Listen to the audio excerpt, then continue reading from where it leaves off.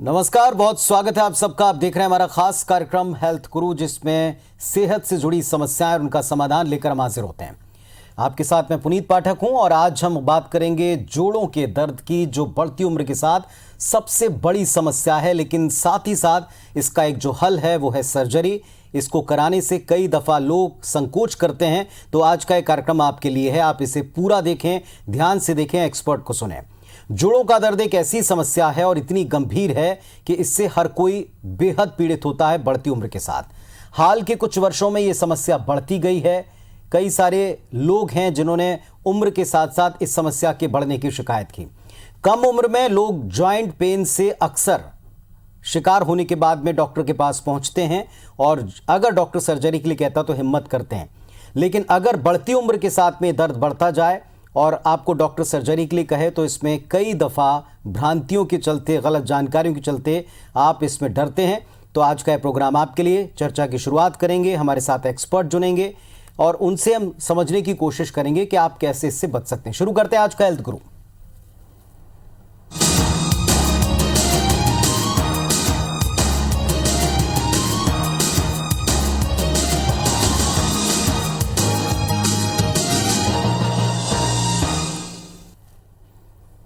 Joint replacement और ऑर्थोस्कोपिक समस्याएं चाहे किसी भी तरीके की हों, हमारे साथ में आज एक एक्सपर्ट जुड़ रहे हैं। उनसे हम ये जानने समझने की कोशिश करेंगे कि क्या इनका समाधान है। डॉक्टर अंकुर गुप्ता जी हैं, सीनियर कंसल्टेंट हैं, जॉइंट रिप्लेसमेंट एंड ऑर्थोस्कोपिक सर्जन हैं, NHMI नारायणा से। नमस्कार डॉक्टर साहब, बहुत बहुत स्वागत है आपका हमारे इस खास कार्यक्रम में हेल्थ गुरु में। नमस्कार पुनीत, कैसे हैं आप? मैं एकदम ठीक हूँ सर, और उम्मीद करता हूँ कि आप भी स्वस्थ होंगे, सभी लोग आपके आसपास के स्वस्थ होंगे। पहला सवाल जो यहाँ से हम पूछना चाहते हैं कि बढ़ती उम्र के साथ जो जॉइंट पेन है, जोड़ों का दर्द है, वो एक बहुत ही आम शिकायत है। ऐसे समय में लोग डॉक्टर के पास जाकर ये कोशिश करते हैं कि किसी तरह कोई ऑइंटमेंट, गोली हो और इससे ठीक हो जाए, पर अक्सर ऐसा होता नहीं। क्या इसकी वजह है?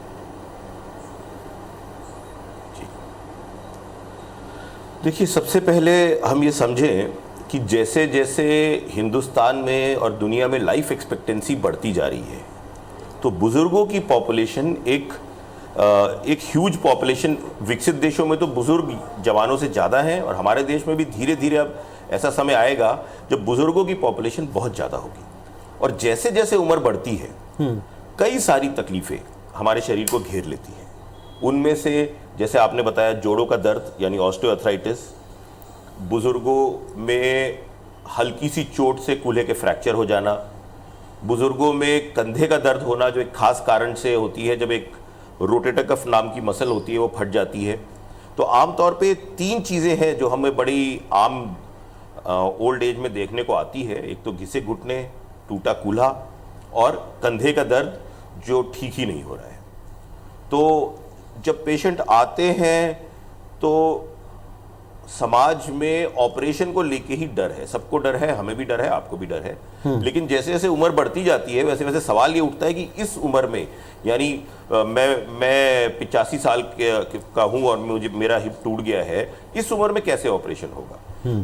तो सारा पॉइंट ये इसका है कि मेडिकल साइंस, मेडिकल टेक्नोलॉजी अब इस फेज पे आ चुकी है कि हम ज़्यादा उम्र में भी सेफली हर तरह के ऑपरेशन कर सकते हैं। डॉक्टर साहब, 2 तरह की बातें हैं। हड्डियों के दर्द तब होते हैं जब या तो किसी एक्सीडेंट से आप 2-4 हो जाएं तो तुरंत में जो डॉक्टर कहते हैं हम करते चलते हैं। लेकिन अगर जोड़ों का दर्द बढ़ती उम्र के साथ बढ़ता है और जो 3 तरह के पेन आपने बताए, 3 तरह के जोड़ों की समस्याएं आपने बताई, एक एक करके अगर हम इनको देखें तो क्या तीनों की सर्जरी उम्र के किसी भी हिस्से में आप करा सकते हैं? क्या उतना ही कन्वीनियंट होता है?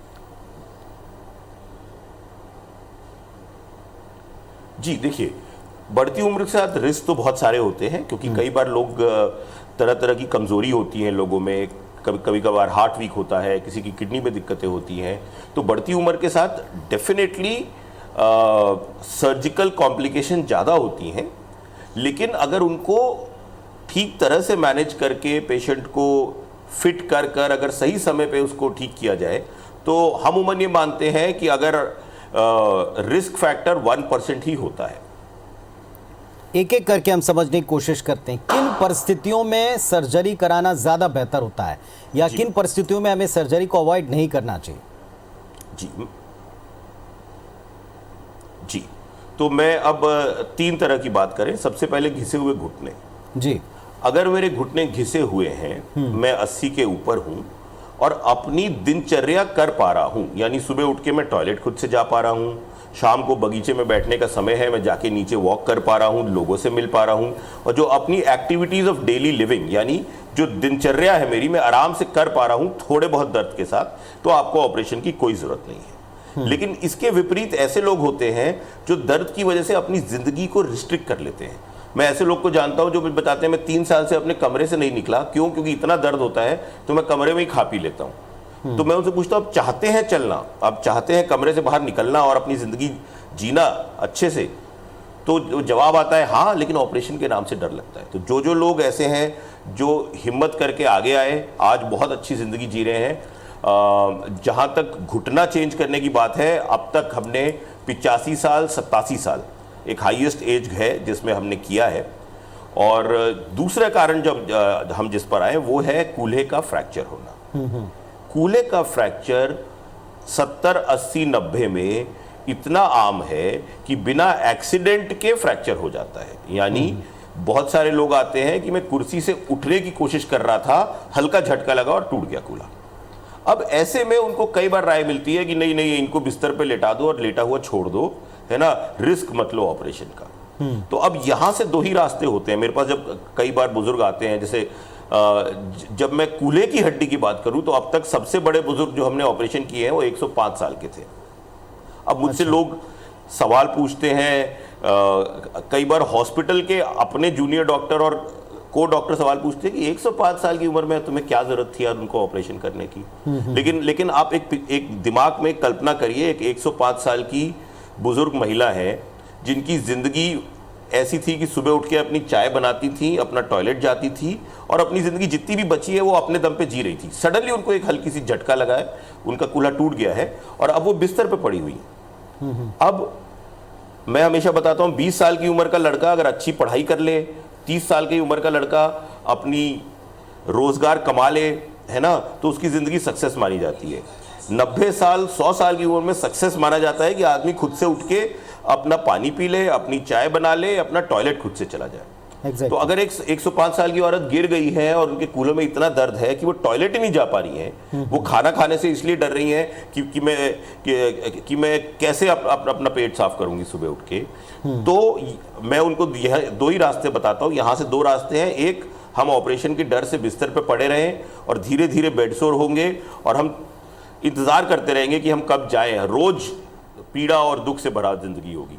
दूसरा ऑप्शन है कि हम उनको ऑपरेट करें, अगले दिन खड़ा करें, जितनी जिंदगी है, अगर खुद से टॉयलेट चली गई, खुद से अपना चाय बना लिया, तो वो बची हुई जिंदगी सक्सेस मानी जाएगी। तो बहुत सारे लोग आज की परिस्थितियों में ये बात समझते हैं, आगे आके अपना ऑपरेशन करा के ठीक होके जाते हैं। और कूल्हे के टूटने में सबसे ज़रूरी चीज़ होती है कि हम कितनी जल्दी ये ऑपरेशन कर पाए। यानी अगर मेरा आज कूल्हा टूटा है, मैं 90 साल का हूँ, 20 दिन बिस्तर में पड़े रहने के बाद आता हूँ, तो सक्सेस के चांस कम होते रहते हैं। मेरा आज कूल्हा टूटा है और 2 दिन के अंदर मेरा ऑपरेशन हो जाता है, तो सक्सेस के चांस बहुत ज़्यादा बढ़ जाते हैं।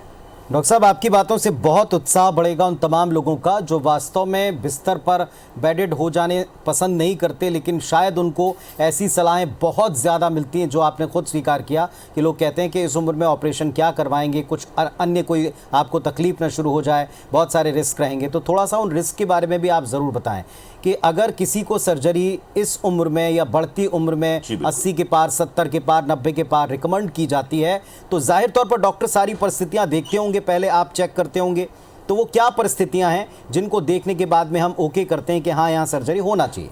जी बिल्कुल, जी बिल्कुल। देखिए, चाहे 20 साल का आदमी हो, चाहे 80 साल के बुजुर्ग हो, किसी भी ऑपरेशन को करने के लिए एक प्री ऑपरेटिव चेकअप होता है। उस चेकअप में हम पेशेंट का हार्ट, पेशेंट के लंग्स, पेशेंट की लिवर, किडनी, ये सब चीज चेक करते हैं कि क्या बेसिक सिस्टम उनके ठीक चल रहे हैं या नहीं चल रहे हैं। ठीक है, अगर किसी भी आदमी के 4 बेसिक सिस्टम ठीक चल रहे हैं तो कोई भी आजकल की सेफ एनेस्थीसिया टेक्निक इतनी सेफ हो गई है कि किसी भी तरह का ऑपरेशन उनका किया जा सकता है। तो कई बार 40 साल की उम्र में भी हमें मना करना पड़ता है, भाई इनका हार्ट इतना खराब है कि ये कोई भी ऑपरेशन नहीं झेल पाएंगे, तो इनको तो जैसा है वैसे ही झेलना पड़ेगा। और कई बार 100 साल की उम्र में भी सारे चेकअप के बाद आता है कि नहीं, ये ऑपरेशन झेल लेंगे। तो बेसिकली हमारे पास एक एक्सपर्ट एनेस्थीसिया टीम होती है। इस उम्र में सबसे बड़ा खेल एनेस्थीसिया का है।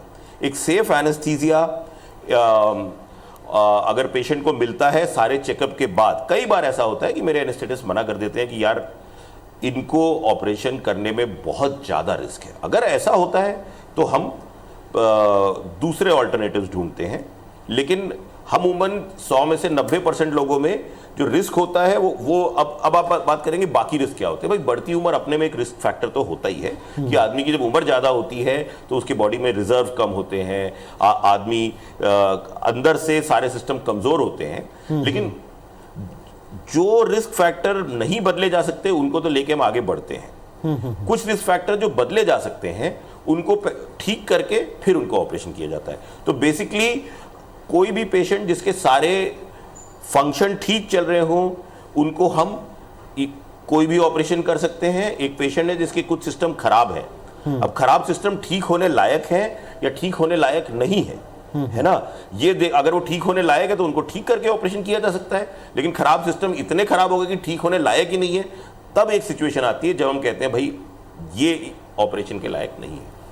तो कुल जमा सारिये कि उम्र इसमें कहीं बहुत ज़्यादा आड़ी नहीं आती। उम्र के साथ बढ़ती दिक्कतों के बावजूद अगर आपको डॉक्टर सर्जरी सजेस्ट कर रहे हैं तो जाहिर तौर पर आपका प्री एग्जामिन एक पूर्व चेकअप होगा और उसमें सारी चीज़ें देखभाल के ही पूरी टीम डिसाइड करेगी कि आपका सर्जरी करना ठीक होगा या नहीं होगा। और अगर ऐसा है तो किसी भी उम्र में आप इसे करा सकते हैं और 100 के ऊपर भी ऐसा यहाँ हो चुका है। डॉक्टर साहब, एक बड़ा इंपॉर्टेंट सवाल ये, एक जनरल कॉन्सेप्ट दिमाग में सबके बैठा हुआ है कि अगर आप किसी जटिल सर्जरी, किसी बड़े इलाज, किसी गंभीर इलाज के बारे में सोचते हैं तो आपको किसी बहुत बड़े मेट्रो जगह पर जाना चाहिए या किसी बहुत बड़े सेंटर की तरफ। लेकिन अब तो ये हब बन चुका है, मेडिकली यहाँ काफ़ी कुछ इक्विपमेंट्स आ चुके हैं, बहुत सारी नई टेक्निक आ चुकी हैं। हम अपने यहाँ अपने पॉइंट के ऊपर कितनी जगहों के और कितने अच्छे तरह से ऑपरेशन कर रहे हैं ये भी थोड़ा बताएं, ताकि ये मिथ भी जाता रहे कि केवल आपको कहीं बाहर ही जाना पड़ेगा तभी उसका इलाज या सर्जरी संभव। जी मैं आपको समझाता हूँ। आज से 10 साल 20 साल पहले जब टेक्नोलॉजी केवल विकसित देशों में थी, तब हिंदुस्तान में भी इस लेवल की सर्जरी और बहुत सारी सर्जरियां नहीं होती थी। फिर धीरे धीरे वो टेक्नोलॉजी वहाँ से महानगरों में आई।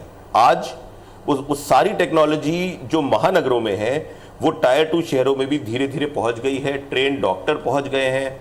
जैसे सबसे ज़रूरी चीज़ जो बैकअप में हमें रखना होता है किसी भी सर्जरी के, और स्पेशली हाई रिस्क सर्जरी में, वो होता है एक अच्छा आईसीयू। तो जहाँ पे एक अच्छा आईसीयू सेटअप है, आईसीयू बनाना महंगा होता है, आईसीयू के इक्विपमेंट्स महंगे होते हैं।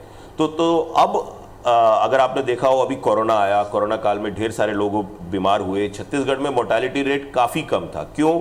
क्योंकि हमारे कई सारे हॉस्पिटल्स यहाँ ऐसे हैं जिनके पास, इंक्लूडिंग हमारा हॉस्पिटल, जहाँ एक बहुत अच्छा वेल इक्विप्ड आईसीयू है। एक अच्छा वेल इक्विप्ड आईसीयू अगर खुदा न खास्ता कोई कॉम्प्लिकेशन हो जाए तो वो उसको मैनेज करके पेशेंट को वहाँ से निकाल लेता है। तो जैसे जैसे छत्तीसगढ़ में अच्छे आईसीयू, अच्छे बेड और इंटेंसिव केयर की अच्छी फैसिलिटी इंप्रूव हो रही है, वैसे वैसे ही हम हर तरह के चैलेंजेस उठाने को तैयार हैं। जोड़ों के बारे में, स्पेशली बढ़ती उम्र में जो जोड़ों में दर्द होता है या फ्रैक्चर हो जाता है, जैसा आपने बताया, तो क्या हर प्रकार की सर्जरी यहाँ अवेलेबल है? किस किस तरह के स्पेशलाइजेशन हम यहाँ पर कर सकते हैं या कर रहे हैं? कुछ आपके एक्सपीरियंस अगर आप शेयर करना चाहें सर। जी देखिए, जैसे हम बताएं जॉइंट रिप्लेसमेंट हम लोग यहाँ पर हर तरह के हाईएस्ट लेवल के जॉइंट रिप्लेसमेंट कर रहे हैं। कई बार कुछ लोग जिनका 20 साल पहले 30 साल पहले जॉइंट रिप्लेसमेंट हुआ है और वो खराब हो गया है, जिसको रिवीजन जॉइंट रिप्लेसमेंट कहते हैं, उसकी फैसिलिटी भी हमारे पास है। तो किसी आदमी को अगर एक बार जॉइंट रिप्लेसमेंट कराया हो कई 20 साल पहले 30 साल पहले और वो खराब हो जाए तो रिवीजन थोड़ा सा और कॉम्प्लिकेटेड होता है, लेकिन उसकी फैसिलिटी भी हमारे पास है। दूसरा, जैसे मैंने बताया, कंधों में कई बार एक मांसपेशी होती है जिसको बोलते हैं सुप्रास्पाइनेटस या रोटेटर कफ। कई बार ये फट जाती है और इसकी वजह से लोग इधर उधर घूमते रहते हैं, उनका कंधे का दर्द नहीं जाता। इसकी खासियत होती है रात को कई बार नींद खुलती है कंधे के दर्द से, हाथ ऊपर नहीं उठा पा रहे होते हैं। इसका इलाज अब आर्थ्रोस्कोपिक पद्धति यानी दूरबीन पद्धति से हम यहाँ करते हैं। हर महीने ऐसे 4-5 लोग आते हैं जो 4-4, 6-6 महीने इधर उधर घूमे होते हैं, दुनिया भर घूमे होते हैं और उनको इलाज नहीं मिल रहा होता है। तो इसको हम बिना पेशेंट को चीर फाड़ किए एक छोटा सा होल बना के एक कैमरा कंधे के जोड़ में डालते हैं, उस मांसपेशी को वापस स्टिच करते हैं और पेशेंट ठीक हो जाते हैं। तो ऐसे बहुत सारे लोग हैं जो नई एडवांसमेंट का फ़ायदा ले रहे हैं। और तीसरी चीज़ जो हमारे हॉस्पिटल में होती है वो है कार्डियक बाईपास। अब बाईपास आप देखेंगे 90 साल 92 साल के आदमी का बाईपास होता है। बाईपास में आदमी को बेहोश करते हैं, दिल को बंद करते हैं, नई बाईपास करके वापस दिल को एक्टिवेट कर देते हैं। हर रोज हमारे यहाँ 1-2 सर्जरी बाईपास की यहाँ पे होती है ना। तो जब बाईपास हो सकता है जो कि नॉर्मल ऑर्थोपेडिक सर्जरी से दुगनी रिस्क वाला होता है, तो मेरे ख्याल से हर तरह की सर्जरी छत्तीसगढ़ इस समय सक्षम है। अब बात करें और क्या सर्जरीज होती है, cancer surgeries, orthopaedic cancer surgeries के लिए लोग हमेशा बाहर जाते थे, लेकिन अब धीरे धीरे हम ये भी यहाँ पे फैसिलिटीज़ आने लगी है। जी, हालांकि इसकी नौबत ना पड़े ऐसी कोशिश हम सब की रहना चाहिए। कैसे हड्डियां स्वस्थ रहें, बढ़ती उम्र के साथ आप किन चीज़ों का ख्याल रखें, अगर सर्जरी की आपको सलाह दी जाती है तो आपको अपनी तरफ से सबसे पहले क्या करना है, ये तमाम सलाह, ये सारी चीज़ें एक्सपर्ट से मिलकर समझना बेहतर होगा। डॉक्टर अंकुर गुप्ता जी हमारे साथ में बने रहेंगे और इनका नंबर भी हम लगातार अपने इस कार्यक्रम के दरमियान फ्लैश कर रहे हैं। आप सीधे उनसे भी कंसल्ट कर सकते हैं, आप उनसे भी संपर्क करके ये सारी जानकारियां ले सकते हैं। डॉक्टर अंकुर गुप्ता जी हैं, सीनियर कंसल्टेंट हैं, जॉइंट रिप्लेसमेंट और ऑर्थोस्कोपिक सर्जन हैं NHMI Narayan multi speciality hospital से।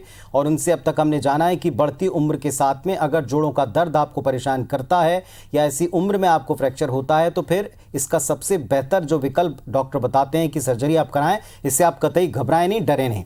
डॉक्टर गुप्ता, ऐसी नौबत ही ना आए, हालांकि ऐसा बहुत मुश्किल है, लेकिन स्वस्थ हड्डियां, बढ़ती उम्र के साथ स्वस्थ हड्डियां, जोड़ों का स्वास्थ्य, इसके लिए हम क्या सलाह दे सकते हैं अपने दर्शकों को?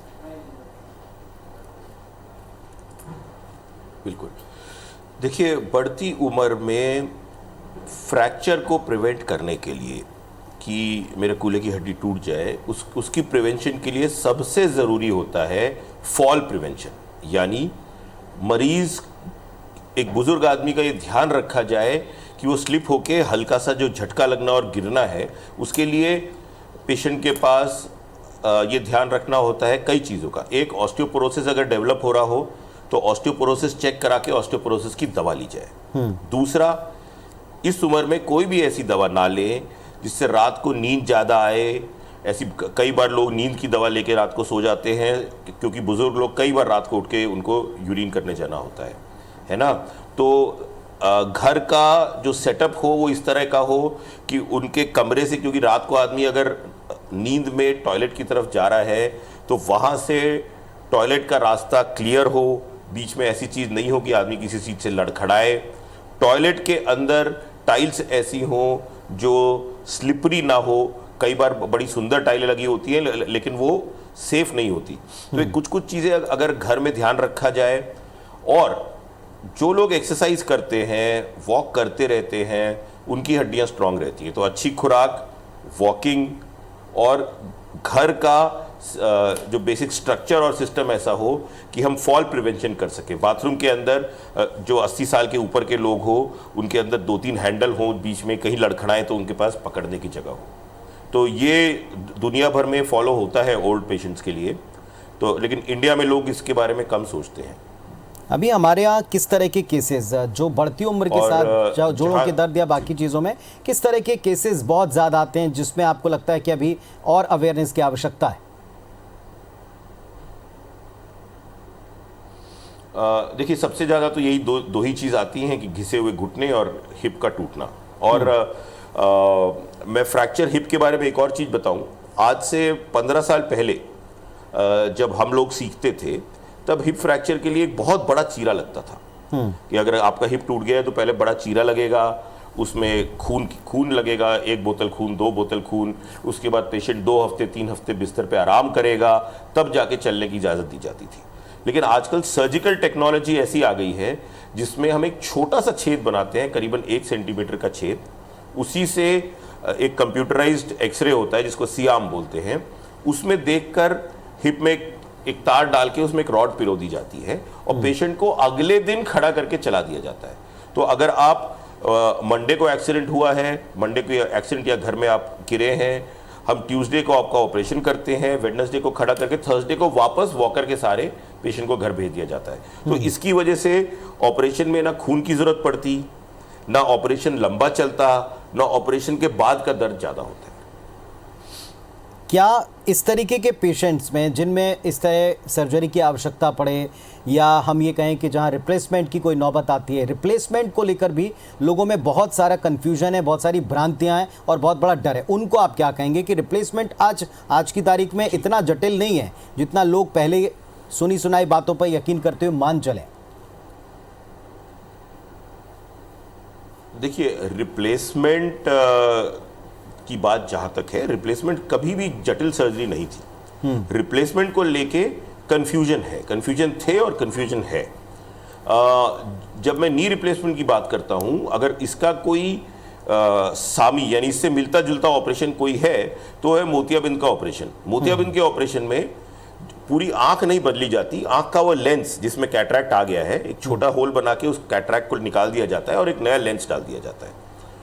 जॉइंट रिप्लेसमेंट में भी जो कार्टिलेज जोड़ का खराब हो गया था उसको निकालकर उसकी जगह एक नया कार्टिलेज डाल दिया जाता है। दोनों आर्टिफिशियल है, लेंस आर्टिफिशियल है, यहाँ पे कार्टिलेज आर्टिफिशियल है। लेकिन फर्क ये है कि मोतियाबिंद, एक आंख का डॉक्टर जो पहला ऑपरेशन सीखता है वो होता है मोतियाबिंद का, यानी 100 आंख के डॉक्टर है तो 100 के 100 मोतियाबिंद का ऑपरेशन करते हैं।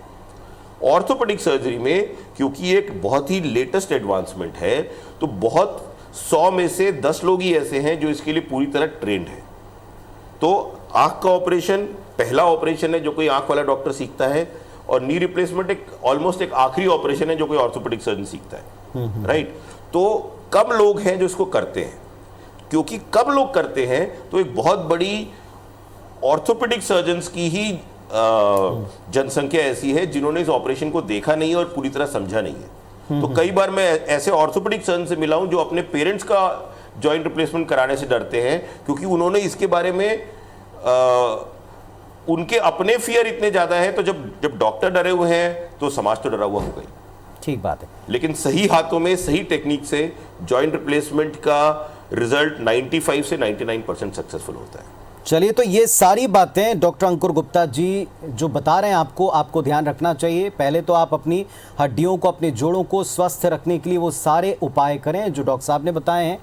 रात में किस तरह रास्ता क्लियर होना चाहिए बुजुर्गों का, ये भी उन्होंने बताया। लेकिन अगर कभी नौबत पड़ती सर्जरी की तो कतई घबराएं नहीं, डरे नहीं। बेहतर है कि सुनी सुनाई बातों पर रिलाय करने से आप किसी एक्सपर्ट के पास जाएं, आप डॉक्टर साहब के पास जाएं और उनकी टीम से मिलकर फिर डिसाइड करें कि आपको क्या सलाह दी जाती है। बहुत बहुत शुक्रिया डॉक्टर साहब हमारे साथ में जुड़ने के लिए और इतनी काम की जानकारियाँ साझा करने। बहुत धन्यवाद सर।